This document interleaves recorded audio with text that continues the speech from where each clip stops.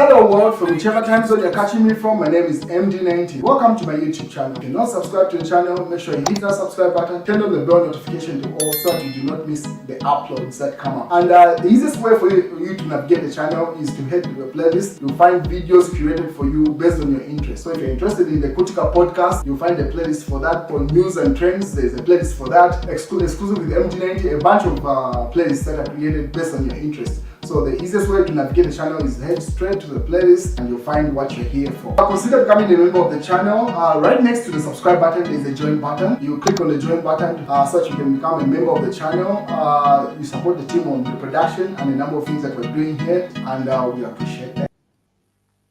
Well, Material Member of Parliament Miles Sampa sues the Registrar of Societies and Attorney General, challenging the decision to illegally change the list of office bearers for the Patriotic Front, through which he has been ousted and replaced with Robert Chavinga. So the PF confusion continues. As you may be aware, Edgar Lungu's team was also crying the same cry when the names were changed from Edgar Shagalungu and a number of people that were listed as of 2021 to Miles Sampa, based off the convention that he had held at Mulungushi Conference Center. Should have been in 2023, October 24th. So since then, Miles Sampa decided to reconcile with Edgar Lungu, which made him fall out with Robert Chavinga, the person that had endorsed him. The first member of parliament to endorse Miles Sampa as a presidential candidate for the PF or president of the PF was Robert Chavinga.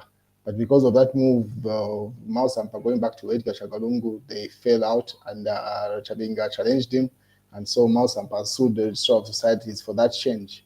So as things stand, Patriotic Front has got 3 presidents: Miles Sampa, Edgar Shagalungu, and Robert Chavinga there, and all of them are in court where they have got various court cases. That's according to the Daily Nation, their newspaper. But as you may be aware, yesterday Banda appeared. He did a live stream on his platform there, Honorable Emmanuel Banda. So this is a fugitive member of parliament, independent member of parliament for Petauke. He's been on the run, should be now going towards, if not 6 months to 7 months or so. At the time that he escaped from Chipata General Hospital, it's been alleged he's been in Zimbabwe, but no one really has the exact location apart from the people that he interacts with. So yesterday he did a live stream. He didn't say anything. He just said, no, watch out for tomorrow, meaning today. He was supposed to be live at 11 hours. And then that's a video that you see on the screen there. But people have been reacting to his live stream that he did, because most of the video, when you watch that video, the 6 minutes, 20 seconds video that he did, the live stream, he plays music from a majority of the part. And then when he tries to speak, there, as you can see, there is a microphone signal on the top right corner there. It's muted, so people could not hear him. People are simply asking in the comment section, was it just a way of proving life? But this is some of the questions that people have raised in the comment section, or some of the pointers. They say, next time you must do something different. Announce the day and time, as everyone will be waiting and ready. Boom. Tell people the other page he has, he is on, not the one that government is expecting. Let him record. Let him record and do a pre-recorded one on his page. Not that's advice being given to Munia Zulu. If he does not tell us now, he may one day die without giving us the opportunity to hear the whole story from him directly. And then Munia Zulu, the amazing independent member of parliament, responds to say, you must equally understand we are dealing with a ruthless regime like we have now. They will say it is an artificial intelligence when it's a recorded. It's the reason we are insisting on a live stream. So because of the challenges that Banda was facing in his live stream, Munia Zulu was giving feedback to the people. And then he put up another post saying, Wapiamus, the owner of Petauke constituency, has entered the district. When I said he will speak as my witness, others thought it was a lie, and then he laughs it off. because Munia Zulu has stated, say, JJ Banda is going to be his witness in one of the seditious cases that he has in court. And I remember I even reported about it. People are wondering to say JJ Banda has not been seen in public for a couple of months, only for him to come and appear in Munia Zulu's case. But I guess he knew what he was standing on. And he's been sharing every single live stream that JJ Banda attempts to stream. That's one of the shares that came from Munia Zulu. And then that's where that interaction came from. People were saying to say, it's because you're announcing it, that's why they're trying to object him. And then Munia Zulu started updating people. It's almost time, JJ's time. Zambians, are you ready to listen to the address, including what happened? Let's talk, referring to that live stream. That this is a build-up that Munia Zulu was doing towards that build-up. Update, Demon's also trying hard to ensure he does not speak. Be a little patient as we navigate. He's almost ready, referring to JJ Banda, because they say they were facing a number of challenges for him to appear on screen. And then that's still Munia Zulu. He says, someone is trying to bring his page down, but we want him to speak and surrender himself to those after. To those after him. They don't want him to speak. Justice for JJ. So Munia Zulu is insinuating to say the whole purpose of JJ Banda going live is for him to share his experience and what happened really. And once he's done sharing his story, then he's going to surrender himself to probably the authorities, and they can do whatever they wish with him. That's according to Rumezi, independent member of parliament.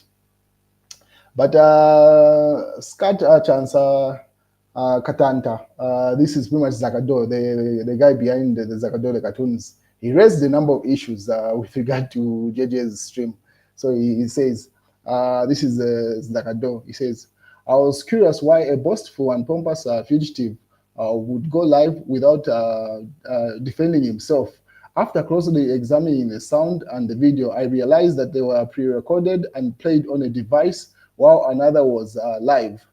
This explains the poor picture quality and the quality of the odd sound. There were people in the room, and their noise forced the volume to be reduced. Forced the volume to be reduced. If you observe closely, you can see the man at one point glance at the people in the room with a terrified look, a clear sign of fear if you are good at reading body language. So he was trying to refer to say JJ Banda is captured or is under capture, and he's being compelled to do these live streams. This is not him himself doing these live streams according to of his own free will. He goes further to say this is still Zakado. In a new video, it is evident that the song wasn't playing from the room where the video was recorded. One simple glance for everyone to look at a button up at the corner. So he gives a point to say, if the music that was playing was from the live stream, that mic sound should have been on, but it was muted. It was there in the corner. It shows that the device used to play the video was muted, perhaps to prevent something unintended from being heard to the people. From being heard to the people who made this attempt. To the people who made this attempt, I would even work in Zimbabwe. We are all not from it. It's so simply saying, hire him, you do a better job. So if it means him going to Zimbabwe for them to do a live stream, he's willing to do that. He simply says he's not believing that. And then people in the comment section, Kemusonda responded to say, I think the main reason to pre-record the broadcast using a different device is for the purpose to remain untraceable. When it comes to the location, he is clever. If you have no secure VPN, just record and give someone else to broadcast via their device, or go live and broadcast from another capturing camera, he says. So he's describing a concept behind that. And then Zakado responds to that. He says, Facebook does not give location. But maybe he thought maybe he thought that. But what about the sound and not talking? He has to say, okay, fine. So if the argument was that JJ was trying to hide his identity, then why was the sound not all on, and why wasn't he talking in the live stream? That's the response that Ado gives, to which Kemsonda responds, it does not give location, but if you look at the sophistication that Zikta has, it is easy to trace. The silence indeed leaves a lot of unanswered questions. Was it just a matter of proof of life, or was it conversation sensitive? You have a point there. So they agree to say, okay, fine. If you're saying why they're recording, why JJ was streaming from a different device was for him to prevent Zikta from locating him, then why wasn't he speaking in the live stream still? So those arguments, people are trying to put two and two together. You can see this issue is building up to something else. And but okay, we'll be going to elections in now like 24 hours on the 6th of February. There'll be by-elections in Patriotic Central and Pembeshe.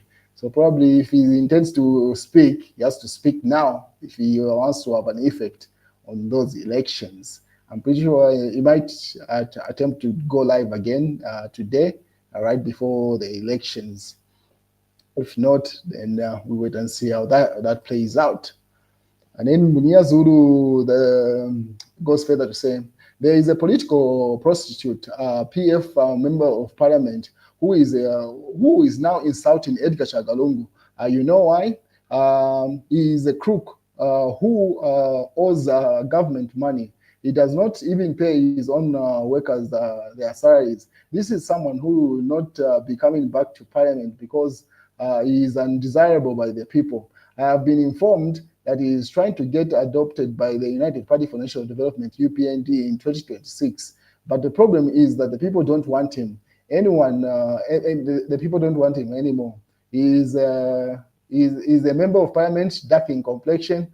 We all know his dark deals, and that is why he is now trying to leap to the UPND for protection. Guess who this is? So he simply alleges to say there's a member of parliament that's trying to jump from the PF in order to protect his own interests. According to Munia Zulu there, he does not name him. He just says he's dark in complexion. While the Drug Enforcement Commission refutes that Nakachinda's allegation of receiving instructions from Hakainde Hichilema to raid Lungu's house. So DC simply says they did not get any instructions from the president, Hakainde Hichilema, to go and raid Edgar Chagalungu's house. So that's one of the cases that Nakashinda has in court with regard to the Drug Enforcement Commission. And then Simon was also having a back and forth on his page, just some funny interaction there. And then CDF is being questioned to be a scam. That's still Munia Zulu. We reject Khan's report. UPNG youth say UN Special Rapporteur exaggerated rights concern. So that's in the mass newspaper. This is in the newspaper. This is in the Daily Mail. Online voting ruled out. Electoral Commission of Zambia says literacy level is very low to migrate to electronic system. So the 2026 elections will not have any online voting. It has to be the normal, typical in-person voting. And that's in the news diggers. Use of some fortified properties as prison facilities. Judge tips government. So some of those properties that have been got from, for example, the Sira Lungu farm, that should be used as prison facilities, according to that news headline there. That's the news, ladies and gentlemen.